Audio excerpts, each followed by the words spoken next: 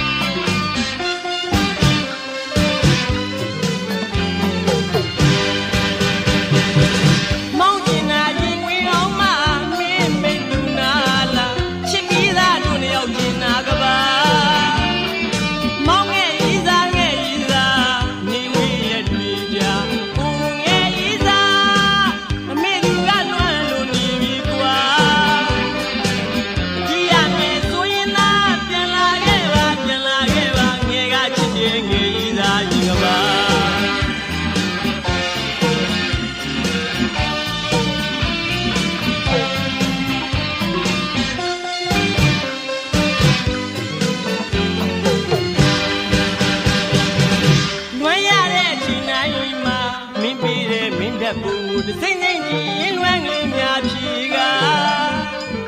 ငယ်ဤသားလေးနိုင်ရက်တာဓာတ်ပုံလေးကစကားပြောသလိုပါမောင်မောင်ရင်မငူပါနဲ့လို့ပြောခဲ့တဲ့တိုင်ရဲ့ကွာငယ်ဤသားချစ်မှုနဲ့ဆုံတွေ့ရမှဒီလွမ်းကလေးဒီမှာ